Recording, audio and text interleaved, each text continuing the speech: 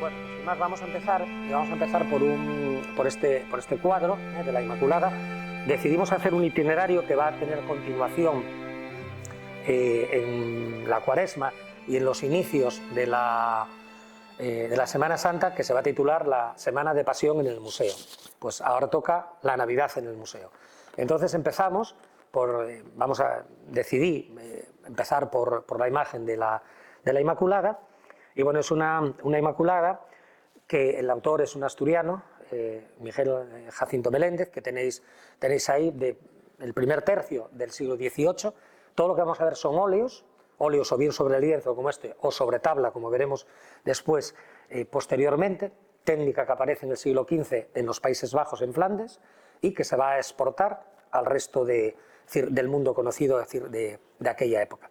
Bueno, pues hace unos días se celebró, como sabéis, la Purísima, es decir, la Inmaculada Concepción. Si os dais cuenta, ya lo dice, si es la Inmaculada, si es la Concepción, es el momento en el que se supone que sería concebida, como dice la oración, sin pecado original. Y 9 meses después, el 8 de septiembre, aunque nosotros lo hacemos bajo la advocación de la Virgen de Covadonga, otros de los Remedios, otros de Guadalupe, otros de la Santina de Lugás, se celebra el nacimiento de la Virgen. Lo que ha hecho el cristianismo fue fechas que en el paganismo se celebraban, como el nacimiento de las vestales, pues en este caso se asocia con el nacimiento de la Virgen.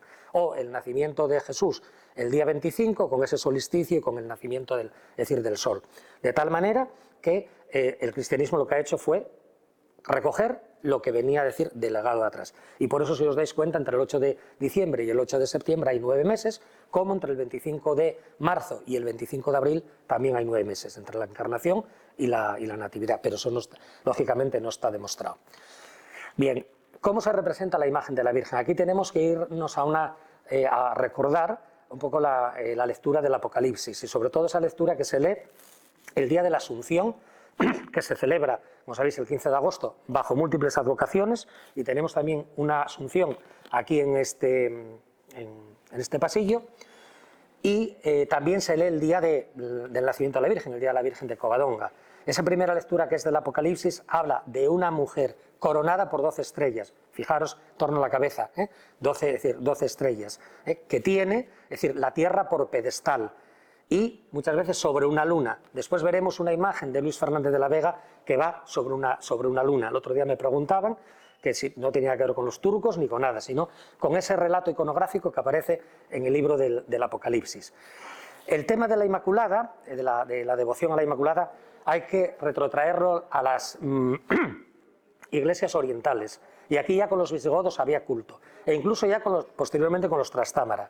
Pero va a estar vinculada sobre todo a partir del siglo XVII y del siglo XVI-XVII, porque en la batalla de Empel, que es una batalla en un contexto que vamos a llamar la Guerra de los 80 años, cuando las Provincias Unidas, lo que es hoy Holanda, los Países Bajos, se independizan de España ya en 1648, pues unos cuantos años antes, milagrosamente, esos tercios ganaron y lo asociaron a la invocación de la Virgen, de tal manera que a partir de ese momento, es decir, esta imagen va a ser tomada también como la patrona de la infantería.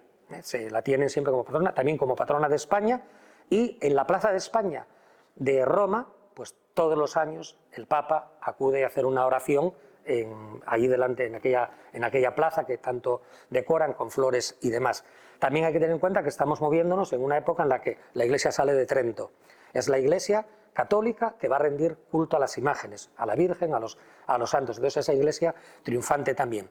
Como veis, la imagen, si nosotros la cogemos desde el globo terráqueo, que vemos aquí al fondo, y subimos por la pierna, donde hace así, inclina, y vamos hacia la mano izquierda y subimos hacia la derecha y subimos hacia la cabeza, hace como una especie de línea serpentinata.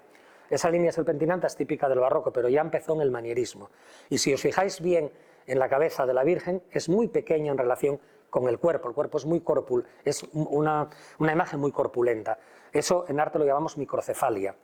No lo inventan ahora, ni lo inventa el manierismo italiano.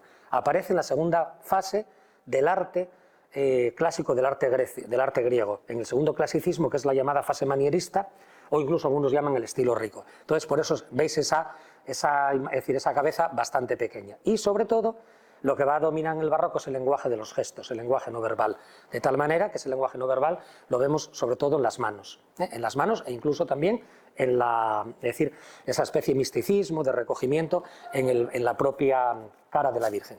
Si os fijáis, al lado de ella es como si fuese una especie de Apolo.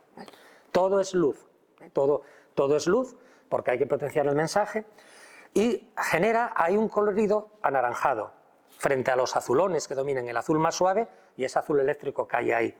Está jugando con lo que después van a hacer los impresionistas. Por eso los impresionistas van al barroco. Muchas veces, y hay cuadros que están inspirados, por ejemplo, en Claudio Lorena, que fue uno de los paisajistas franceses, donde se ve al fondo, es decir, esos colores de cuando las puestas de sol anaranjados con los azules también. Pero sobre todo llama ese color azul, ese azulón que veis ahí tan fuerte, y con las gradaciones tonales. Si os dais cuenta, esas gradaciones tonales es lo que le dan volumen, como con el manto que lleva. Emplea colores fríos, grisáceo, como es la imagen de lo que es el manto, lo que es la túnica, y el manto azul. Y fijaros que se ve que está con movimiento, como en vuelo. No es un movimiento agitado, pero sí se ve en vuelo también.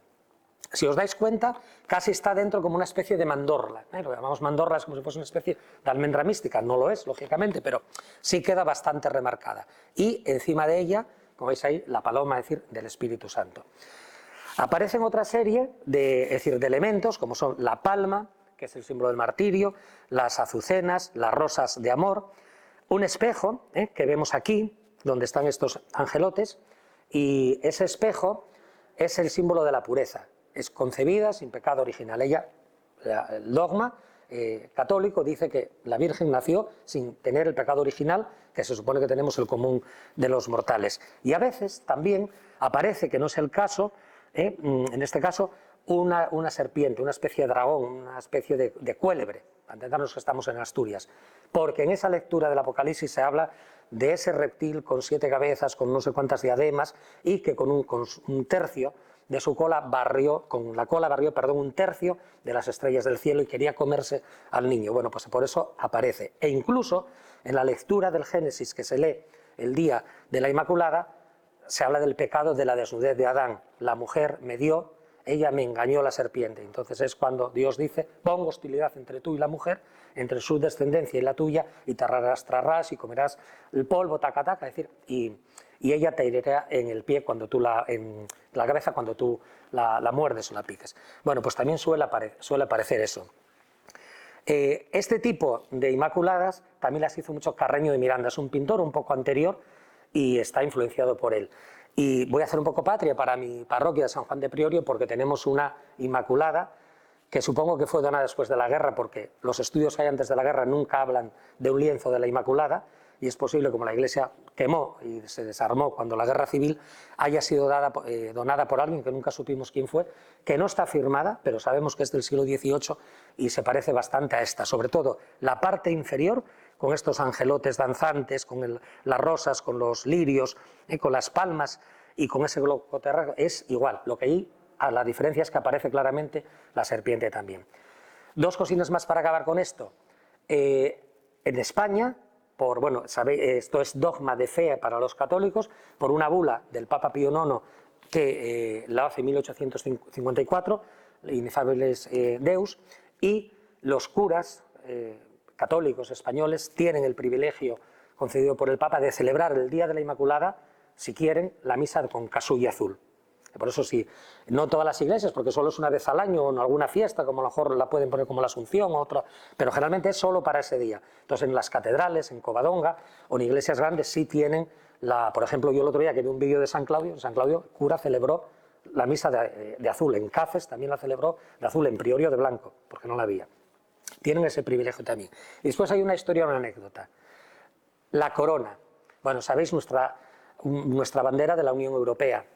Pues dicen que aquel pintor de este siglo, es decir, que también pintaba Arsenio Heydt de Estrasburgo, que él prácticamente en el hecho de la muestra confesó que el diseño que hizo de la bandera que se inspiró en esto, por eso va el azul y demás. De todos modos, hay quien dice que no, que eso que no es así y que se ha elegido las 12 estrellas formando un círculo porque es el símbolo del equilibrio, de la armonía, de la solidaridad y el círculo de la perfección. Sea lo que sea, nos quedamos con eso, ¿vale? Bueno, pues entonces, si queréis hacer alguna pregunta la podéis hacer, pero vamos pasando, ¿vale?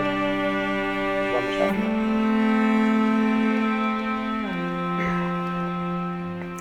Vamos para allá.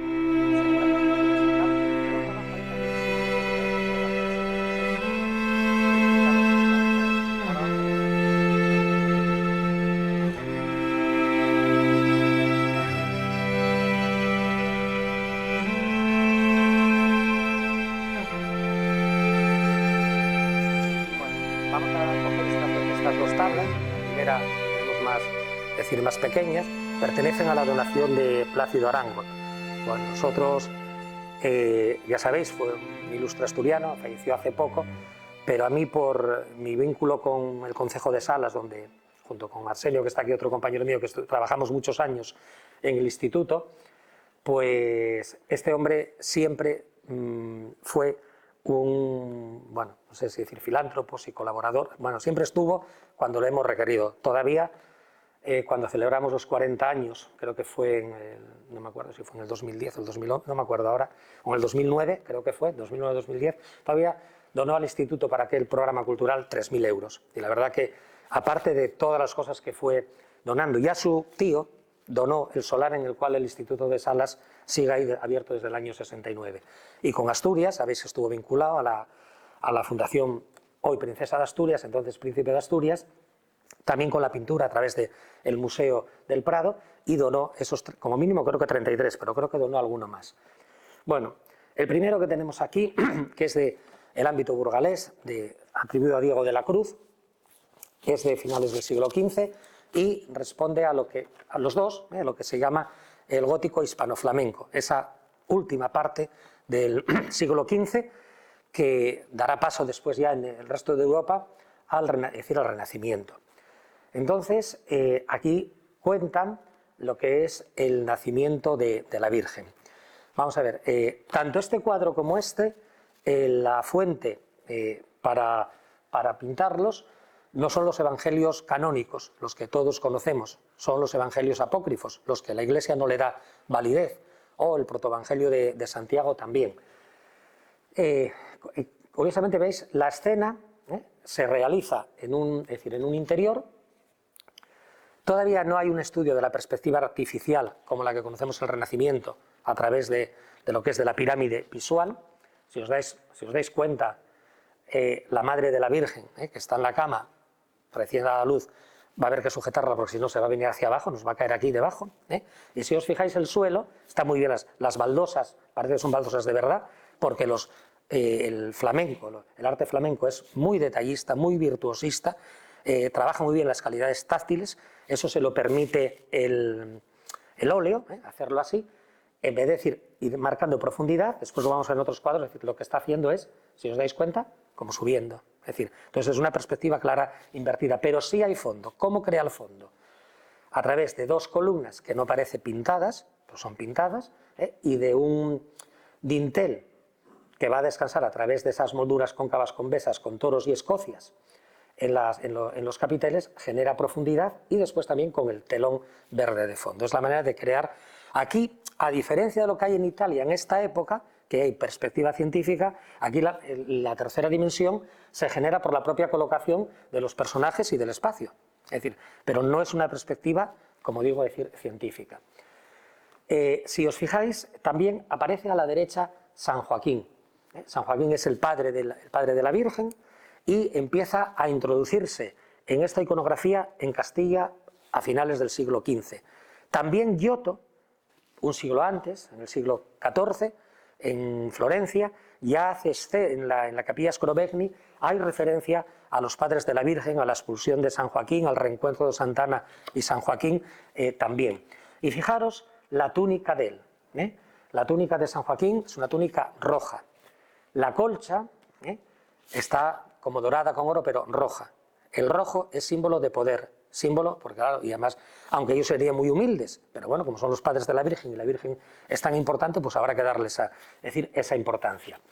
Entonces, si os fijáis, en el resto de las tres que asisten a Santa Ana, la Virgen es la niña, es una niña que veis que está sosteniéndola en manos, es decir, la de la derecha. Van vestidas ellas al estilo de la época, pero fijaros en una cosa que es muy típica del arte flamenco. Los pliegues es como si estuviésemos planchando con almidón. Son pliegues muy angulosos, son pliegues muy fuertes, muy quebrados, muy duros. Es decir, no son pliegues blandengues, como lo que hemos visto ahora hace un momento en la de la Inmaculada. Eso es típico. E incluso lo que es la gran túnica que lleva San Joaquín, parecen las acanaladuras de una columna griega, como veis ahí. Claramente, eso es muy típico de ellos. Tienen volumen las figuras, y vamos a ver dos escenas, sobre todo esta que veis aquí a la derecha, que veis como un cuenco, yo lo veo y me parece que están como cociendo mejillones. Si os dais cuenta, no son brasas. ¿Y qué están haciendo? Está calentando el paño con el que va a envolver a la recién nacida, para que no coja frío. Eso claramente es algo como, bueno, pues normal, lo que sería para que no coja frío. Y si os fijáis, lo que pasa es que si no os acercáis después, en la imagen de la izquierda, la mujer de la izquierda, veis que lleva como un plato sobre otro plato. Y de ese plato veis que hay como una patina negra, como si fuesen unos deducos pequeños, como unos hilillos. ¿Lo veis todos más o menos? Bueno, ¿sabéis qué significa eso? No es una andarica, ni mucho menos, ni un cangrejo. Es la representación del maligno que se atrapa ahí para que ella ha sido concebida y ha nacido sin pecado original. Entonces esa es la simbología a la que se puede atribuir esa presencia, la presencia demoníaca, pero que queda atrapada ahí para que no la toque. ¿De acuerdo? Eso es lo que aparece ahí. Bueno, en el de la derecha, que tenemos aquí, volvemos otra vez, es Santa Ana, la Virgen y el niño. Volvemos a decir lo de Santa Ana, siempre con fuentes que nunca fueron, vamos a decir, admitidas, esos evangelios por la Iglesia, es decir, por la Iglesia oficial. Si os fijáis, aparece como en un trono que vamos a ver después. Estamos hablando en este caso, el llamado maestro del Almudévar, y creo que es Juan de la Abadía, si no recuerdo mal, al que se le atribuye, también de finales del siglo V. Y estamos hablando de la corona catalano-aragonesa. Vamos a hacer un poco de historia breve. Ese territorio de la península ibérica, que se une, como sabéis, con el matrimonio de los reyes católicos, siempre volcó hacia el Mediterráneo, mientras que Castilla fue hacia el norte de Europa. Lo dice muy bien Delibes en su novela El hereje, cuando nos habla de las relaciones vía Burgos-Bilbao hacia los Países Bajos, hacia el norte de Europa. Y las relaciones comerciales traen todo tipo de relaciones, es decir, todo tipo de influencias, de un lado a otro. Lo mismo pasa con el Camino de Santiago, la lengua, la cultura, las modas, todo. Es decir, se va intercambiando parte del dinero y de los productos. Pues en este caso, este tipo de trono nos recuerda mucho a lo que vamos a ver ahora en un segundo, que es otra que es mucho más italiana, que son las Madonas italianas. Aparecían en esa especie de tronos. También sigue habiendo la perspectiva invertida. Fijaros el reposabrazos viene, es decir, hacia nosotros también. Pero es claramente una composición piramidal, es decir, como veis ahí, de la abuela, de la madre, es decir, y aquí tenemos al niño. Hay otra cuestión que nos lleva a esa influencia italiana, el fondo que veis ahí con esos panes de oro. Eso es típico de ese gótico italiano. Vamos después a explicarlo un poco con más calma. Y fijaros también cómo genera espacio para dar sensación de profundidad. Si os dais cuenta, entre el respaldo y el fondo hay dos ángeles que van con el nimbo aurífero, pero están sosteniendo una tela verde. Es la que nos está buscando planos. Plano del fondo, plano central y primer plano también. Y por supuesto es todavía muy medieval, el niño aparece con esa bola del mundo, con la cruz, y fijaros también en el gusto por el detalle que se puede ver en tanto esa especie de libro de las horas o esa especie de libro de lectura religiosa que casi podemos leer, si supiéramos interpretar lo que aparece ahí. Los pliegues vuelven a ser muy quebrados, muy duros, muy angulosos, como los que hemos dicho antes, pero hay una cosa también curiosa. Fijaros el borde, digamos, el remate de los mantos de la Virgen y de Santa Ana. Eso ya es muy italiano, lo vamos a ver ahora mismo también, no es flamenco en este caso. Y sobre todo, también aquí el color rojo, y sobre todo ese color ya un rojo mucho más oscuro, casi magenta, está relacionado con lo que va a pasar a este niño 30 años después, lo que se avecina. Y ahí también hay una interpretación que dice que esa cara de Santa Ana y esa cara de la Virgen no muestran alegría, sino que es una presunción, una premonición de lo que va a pasar o de lo que se van a enfrentar, y que por eso pues son caras, es decir, como muy recogidas, incluso como de tristeza también, como previendo, sí, muy bien, pero este va a sufrir, y en el caso de la Virgen lo llegaría a ver también. Fijaros, por ejemplo, cómo juega con la tonalidad. Se supone que la luz estaría dando de aquí, y entonces veis ahí claramente que es mucho más, el rojo es mucho más intenso en la parte derecha de Santa Ana y en el otro es mucho más oscuro. Eso lo podéis hacer vosotros mismos. Yo siempre lo decía a los alumnos cuando daba arte: cogéis en clase, cuando daba en salas, cogéis y al doblar, pues, veis dónde da la luz, que es más claro, y donde queda la luz, el segundo plano es más oscuro. Son lo que se llaman las gradaciones tonales, y por eso se consigue el volumen, no son figuras planas. Bueno, pues vamos ahora, vamos a darnos vuelta, y la que tenemos a la izquierda de crucificado.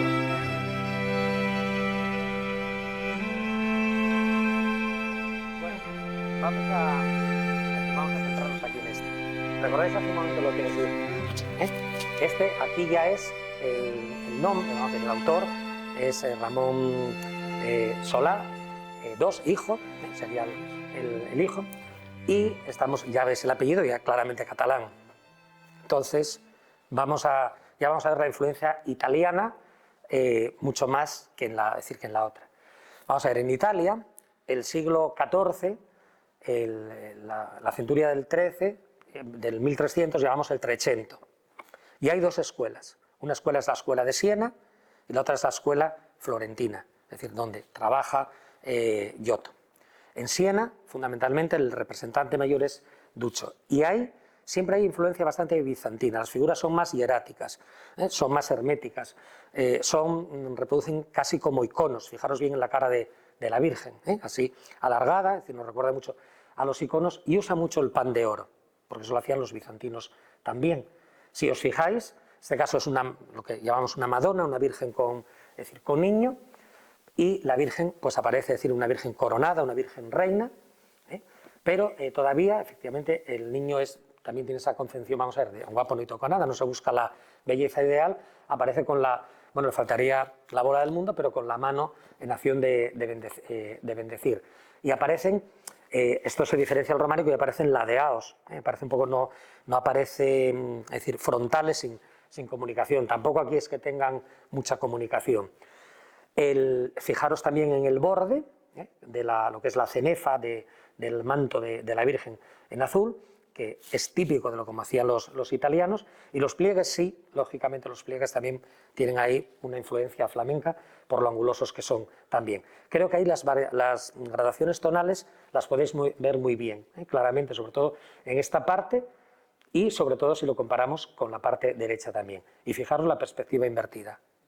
Y también, que debe llamaros la atención, el suelo, el detalle. Es que lo ves y parece que son baldosas reales, que no son baldosas pintadas como lógicamente está ahí. Seguimos sobre tabla y hablamos de ese también, es decir, gótico catalán de finales del siglo XV, y sobre todo porque la corona catalano-aragonesa tiene unas relaciones comerciales muy fuertes con Italia y hasta prácticamente con el Imperio Bizantino, que ya se estaba poco a poco desintegrando, hasta la zona del mar Egeo también, y por eso hay esa influencia. Bueno, ahora vamos a ver y después os vais a fijar aquí a la derecha, que esto fue una novedad que han hecho en el museo, y porque nos lo permite ver, porque bueno, en los museos son partidarios de dejar las cosas como están, pero lo interesante también de este tríptico es que lo pudiésemos cerrar y ver lo que hay. Os lo voy a decir después. Bueno, hasta ahora hemos visto tablas y lienzo. Seguimos con tabla. Y seguimos con se llama un tríptico porque son 3 tablas. Si son más de 3, 4, 5 las que fuesen, hablaríamos de polípticos. Si fuesen 2, dípticos. Bueno, vamos a ver. Esto generalmente surge en el gótico. Es sobre todo el gótico europeo, el italiano es un poco diferente porque tiene más muro, no tiene muro. Las catedrales son casi como cuando andamos en muletas. Los arbotantes y se apoyan y después de tener, bueno, tiene mucha vidriera. Entonces, o se pintan las vidrieras o ¿dónde se hacen? O se hacen retablos, o se hacen trípticos, o se hacen lo que sea. Bueno, pues a partir de esa época en el gótico empiezan a proliferar este tipo de trípticos, dípticos, polípticos, lo que sea. Bueno, en el caso que tenemos aquí, tiene un nombre que se llama el tríptico de la Epifanía, o también la leyenda de la Magdalena. No se sabe exactamente quién lo pintó. Puede ser Pieter von Coinslo o bien Bernardo Stocco. No se sabe exactamente bien. La fecha es aproximadamente 1520. Estaríamos hablando del Renacimiento. Pero es un Renacimiento que es claramente ya flamenco, pero no es para nada decir italiano. Si os fijáis, en la tabla central aparece una escena relacionada con la que se instauró nuestra cultura, que es la Epifanía, esa manifestación de Dios, y aparecen como ves ahí, la Virgen, el niño, y aparecen los tres reyes. ¿Dónde aparecen? Aparecen en una edificación que parece que son una especie de ruinas, pero que lógicamente no son las ruinas en sentido estricto, porque, bueno, fijaros ahí, es decir, el tipo de elementos sustentados, parecen que son mármoles.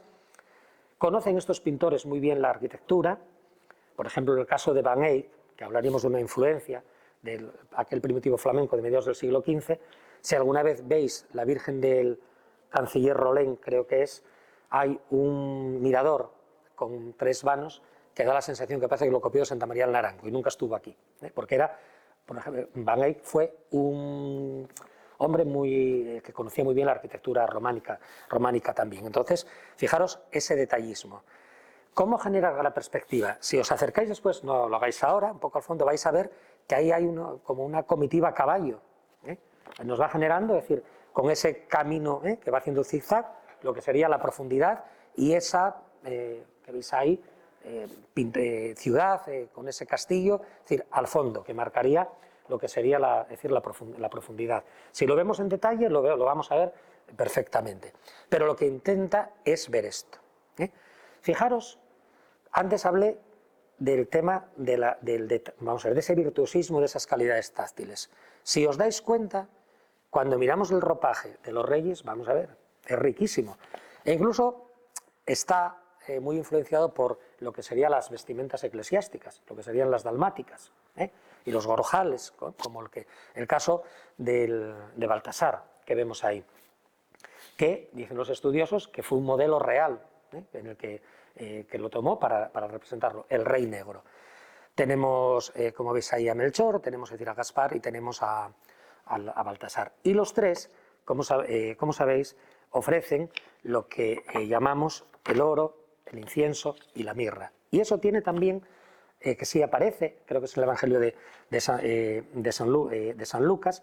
Gaspar le ofrece el incienso, la mirra a Baltasar, y el oro, es decir, se lo ofrece Melchor. Veis que van una especie de cálices, de copones también muy detallados, con mucho detalle trabajados. Pues está relacionado con lo siguiente. ¿El oro por qué? Porque es rey, lógicamente. ¿El incienso por qué? Porque es Dios. Y la mirra hay una doble concepción, una doble acepción. Por un lado, porque es lo que se puede emplear para, es decir, en la preparación de un cadáver, sobre todo en aquella época, cuando para los enterramientos, digamos una especie de hierbas aromáticas, o también que se usa con una finalidad medicinal, de curar. Y entonces en este caso sería curar el alma. Pero esa es la simbología que tienen. Cristo como rey, Cristo como hombre que va a morir, y Cristo, es decir, como sumo sacerdote. Y en la cultura antigua a los dioses se les echaba incienso también. Por eso, como veis, no hay nada inventado, lo que se fue cristianizando lo que nos habían legado los anteriores también. ¿Quién aparece a izquierda y a derecha? Pues lógicamente los donantes. A partir de ahora ya empezamos a ver una dualidad. Yo dono, pero yo firmo la obra, aunque aquí no sabemos exactamente quién fue. Por ejemplo, si os dijese, ¿quién hizo Santa María del Naranco? No lo sabemos. Sí, sabemos que la cripta es Santa Leocadia Tioda, de casualidad, pero sabemos que fue el reinado de Alfonso II el Casto, el reinado de Ramiro, el reinado de Alfonso III. Aquí, aunque no está muy, sí, por lo menos hay dos que sabemos, pero aparecen los donantes. Álvaro Carreño, con su protector, que es Santiago, por eso de su familia está bajo el patronazgo, y María González de Quirós, que es su mujer, vestida, parece como una hija de los Reyes Católicos, con San Pedro, que aparece con su atributo de las llaves también. También hay un debate, ¿se puede considerar el primer retrato de una mujer asturiana? Bueno, hay de todo, unos que sí, otros que no, pero bueno, aparece la mujer. Si visitáis la Catedral de Oviedo, en la sala capitular se conserva en mármol, creo que es en mármol, me parece, sí, es de piedra, por es de piedra fijo. Se conservan los restos del retablo de Juan de Candamo. Juan de Candamo fue, lógicamente Candamo, y uno de los constructores de la Catedral de Oviedo. Está machacado por la Revolución del 34, es un descendimiento, y en ese retablo aparece también a un lado Juan de Candamo y su mujer también, es decir, la figura de los donantes. Mirad, llegó a ser esto así, que yo ahora menos mal que con la restauración de la iglesia de Priorio hace 15 años desapareció y nunca se supo dónde fue, que un presunto benefactor imitaba a esta gente y pintó, mandó pintar en 1991 un cuadro, no os digo nada, 3 veces el de esa Inmaculada que veis ahí, donde aparecía la Virgen ascendiendo al cielo, porque era la Asunción en Priorio, que es la patrona. A un lado estaba el párroco y el Papa Juan Pablo II, y a otro lado, como con un cancel neoprerrománico, el donante y la donante. 1991, aquello era un escándalo. Estuvo como menos de 20 años, 16 años, desapareció, nunca supimos qué fue de él, bendita la hora. Yo lo llegué a retratar y a mis alumnos siempre, cuando explicaba los donantes, digo, mirad hasta dónde llegó, hasta la entrada del siglo XXI. Pero bueno, es así, lo que hay. Bien, si cerrásemos el cuadro, que lo vais a ver, el tríptico, perdón, vais a ver que aparece una anunciación. ¿Y estos qué hacen? Una de las primeras anunciaciones que conocemos, si vais alguna vez al Thyssen-Bornemisza, fijaros en el díptico de Jan van Eyck, de la Anunciación. Ese díptico que dio pie a un profesor de secundaria madrileño para componer una novela, que os recomiendo que leáis, que es cortita, y sobre todo para mis compañeros que están de aquí de la docencia, que lo manden, ahora tiene que ser en segundo de la ESO, porque de aquella la historia moderna se daba en cuarto. Pues todo empezó en el Thyssen, y trata a través de este díptico. En ese díptico, ¿qué aparece? Van Eyck lo que hizo fue pintar como si fuese esculpiendo. En vez de policromía como la que veis aquí, rojos, negros, grises, marrones, no, fue jugando con la grisalla. Entonces son como figuras que más que pintadas parecen escultóricas. Y entonces, en esa, lo que aparece es, en un lado está el ángel, y en el otro está la Virgen, y en diagonal va cayendo el Espíritu Santo, que se supone que es decir, cuando se produce la concepción. En otros lados no suele aparecer así, sino que el ángel aparece con la mano señalando al cielo, que viene del cielo esa concepción. Y en ese díptico es importante porque se lo encarga un comerciante que se llama Moss, y de alguna manera quiere tener un retrato de su hija. Entonces, ¿cómo tiene el retrato de su hija? Posando la hija para hacer de la Virgen. Si vais algún día por el Thyssen, miradlo, que merece la pena. Y aquí, quien haya hecho esto hizo algo similar. Por eso el museo, con buen criterio, ha colocado un espejo y lo vais a ver reflejado de esa grisalla también. Podéis verlo. Bueno, antes de verlo, quería comentaros también aquí, este de aquí, bueno, que es de Gassel, es la huida a Egipto.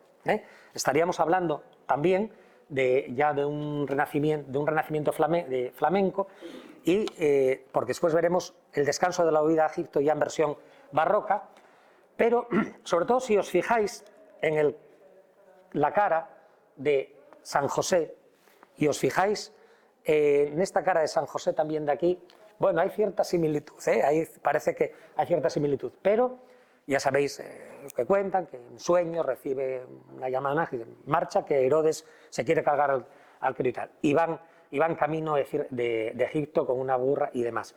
Bueno, este cuadro es claramente flamenco, y claramente flamenco en la línea de Patinir. Patinir es uno de los pintores del siglo XVI. Por ejemplo, el cuadro más famoso del que aparece en todos los libros manuales para los alumnos es la Laguna Estigia, si no recuerdo mal. Y sobre todo se conoce por ese colorido frío, que veis ahí, claramente de la zona de las montañas.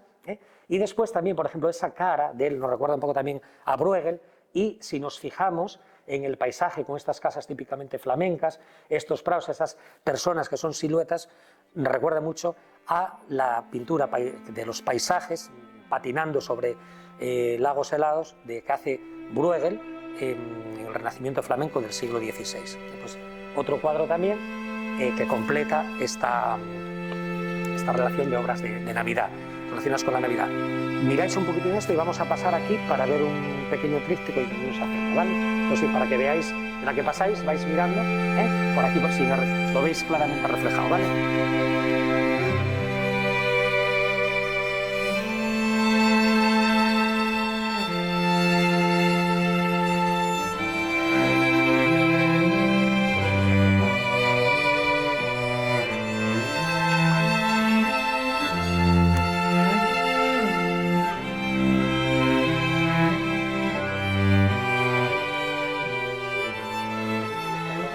Podemos ver, bueno, esto lo tenemos también seleccionado, es un pequeño tríptico y es una Virgen con niño y está con Santa Bárbara y con Santa Catalina de Alejandría, que la veis aquí a la izquierda, Santa Bárbara aquí está a la derecha.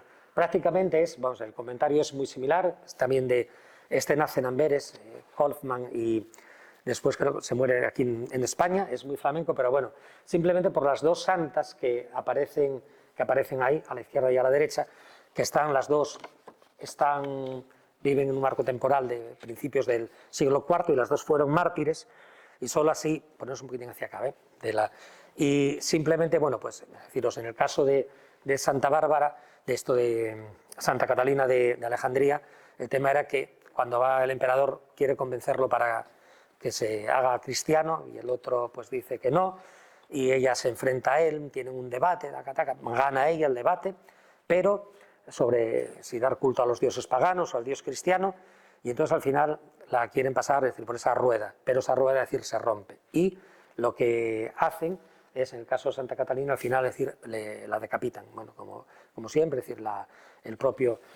los verdugos de la época, de aquella época, y aparece ahí debajo de lo que es el manto, que tiene el suelo, la espada, y si mirásemos la corona con detenimiento, aparecerían reminiscencias de lo que era la rueda.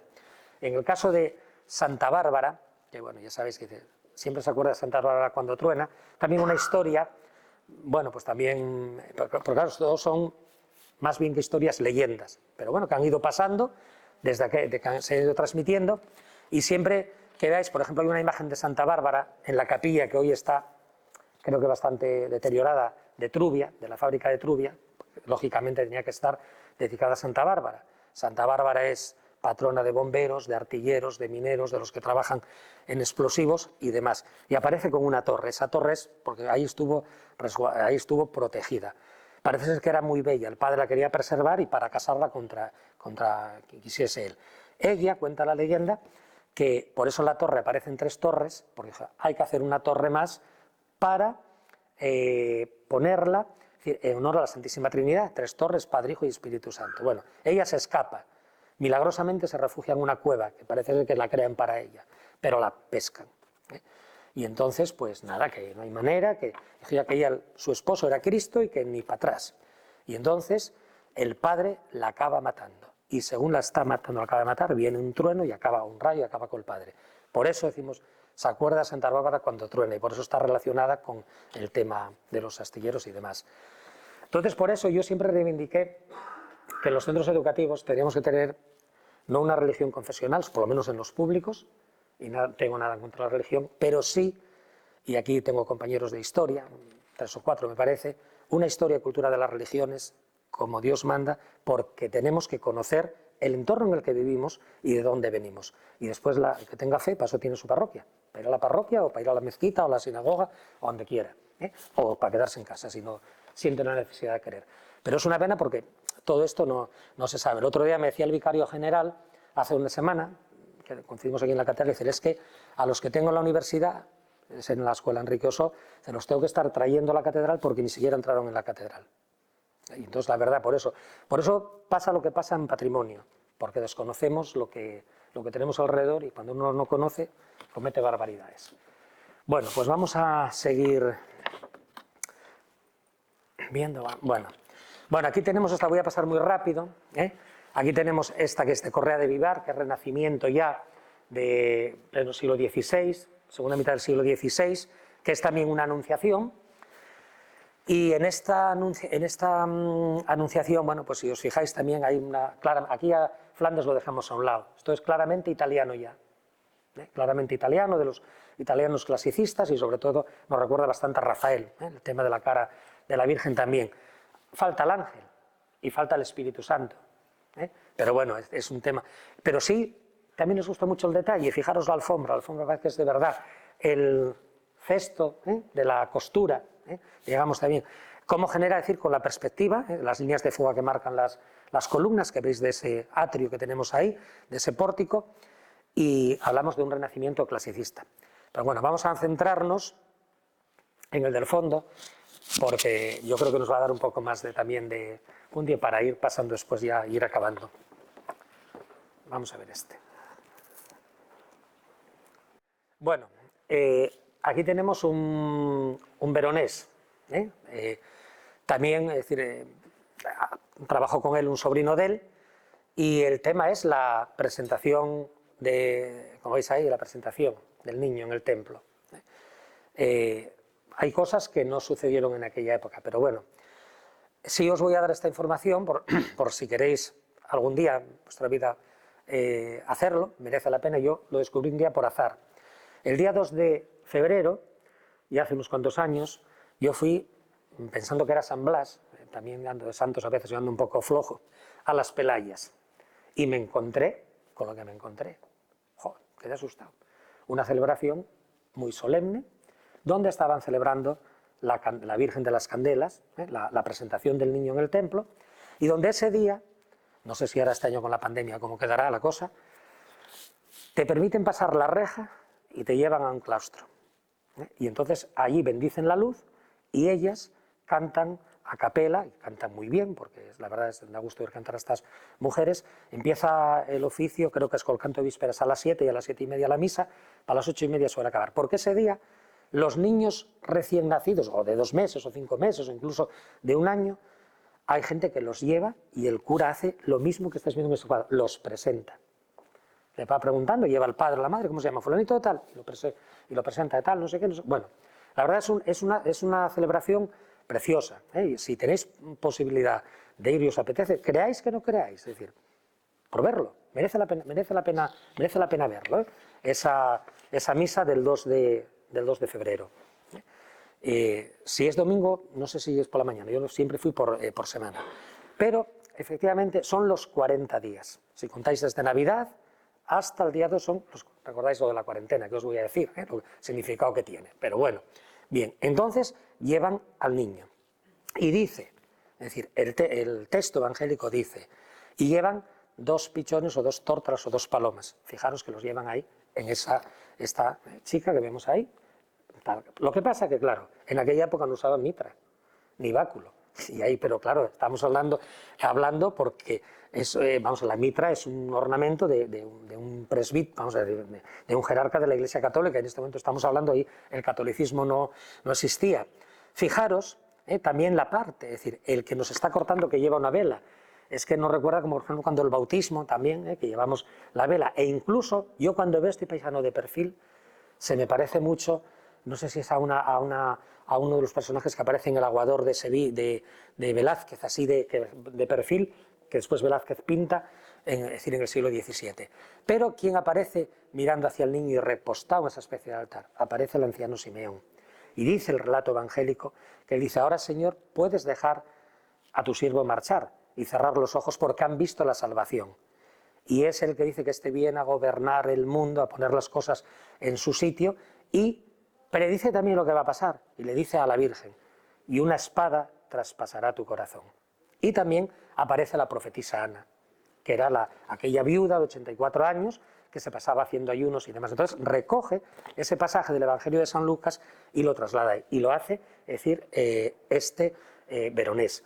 Veronés suele emplear mucho, lo que pasa aquí, la arquitectura es, vamos a ver, solo lo vemos en primer término, pero tiene otros cuadros de bodas y demás, donde unas arquitecturas, bueno, renacentistas enormes, pero aquí de lo que se trata es de potenciar, es decir, ese mensaje. Pero fijaros que lo mismo, ¿veis lo que es la microcefalia, la cabecina, es decir, de la Virgen pequeñina respecto al cuerpo? Y típicamente veneciano es el colorido, ese colorido frío.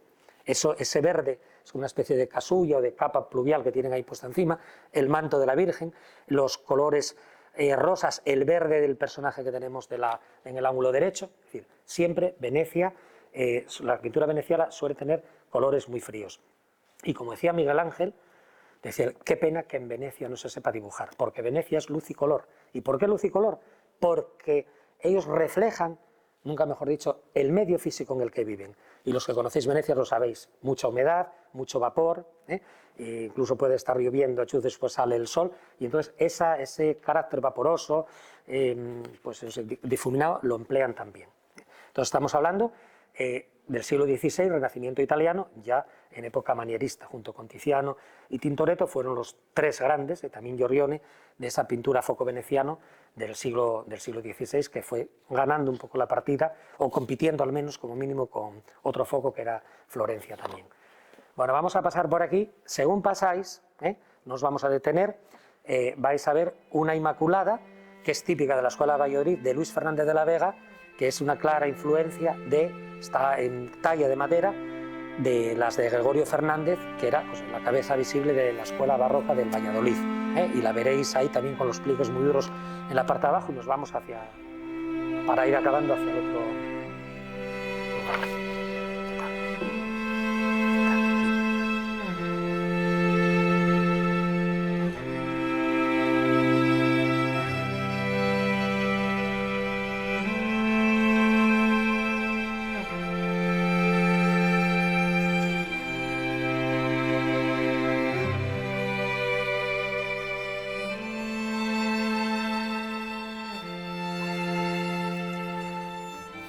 Bueno, pues vamos a acabar aquí con este.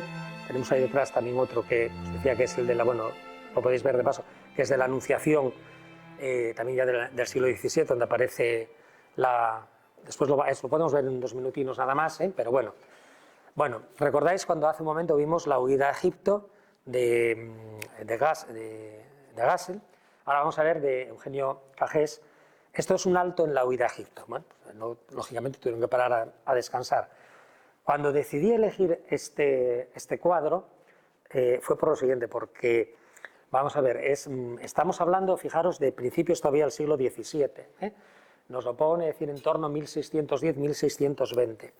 Entonces, en esa época, bueno, sí, por el siglo XVII decimos barroco, sería barroco, pero andamos ahí a caballo todavía con los últimos coletazos del manierismo y el inicio del barroco. De hecho, hay un pintor como el Greco que se muere en 1610 y lo explicamos como manierista, y Caravaggio pues es digamos, quien abre el barroco, pero también ya lo va haciendo a finales del siglo XVI.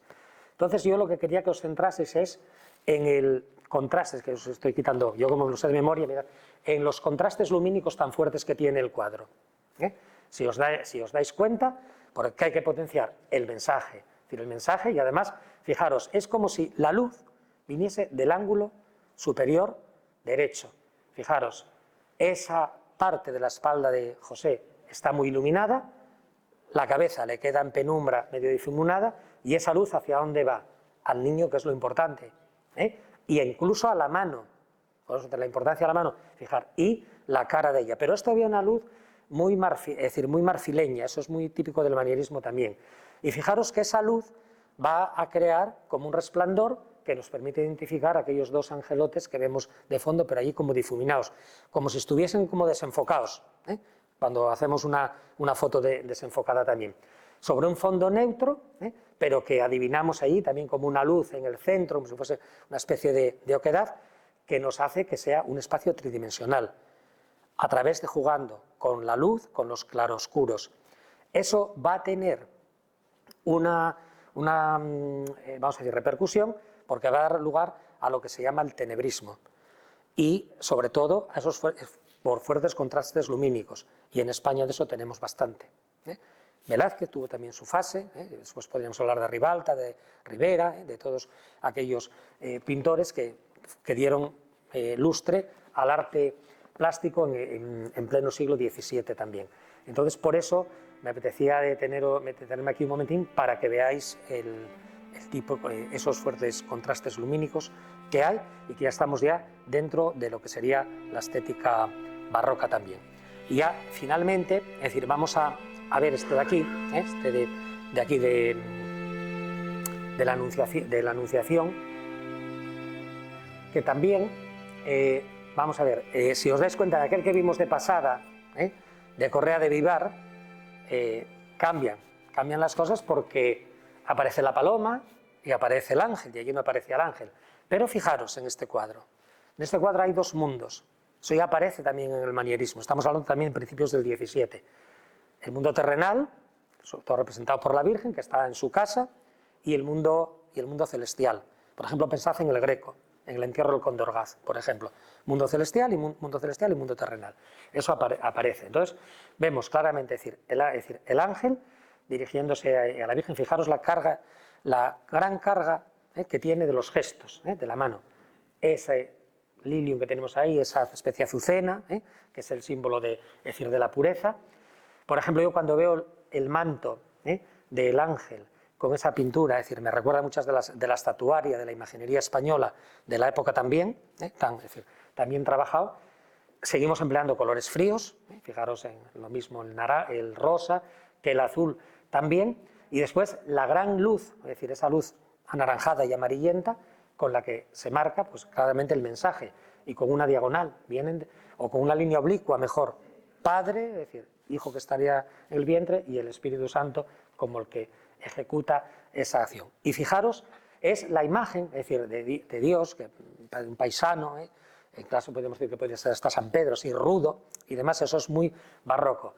Pero sobre todo, los que hayáis estado en la Capilla Sixtina, y cuando se ve la creación, esa imagen del Dios que sale en la nube con ese arrebato de Miguel Ángel, no es el mismo, lógicamente, pero sí nos recuerda a esa concepción de la Capilla Sixtina, de la imagen de Dios creador, sosteniendo el mundo también.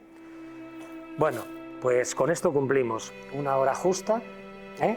Espero no os hayáis aburrido, que quedasteis de cuadros de vírgenes y rapacinos y de reyes, y hasta arriba, pero bueno, y gracias por venir en esta mañana de diciembre, ¿vale? Bueno, pues venga, muchas gracias, Venga. Bueno, no hace falta más, venga, puede ir.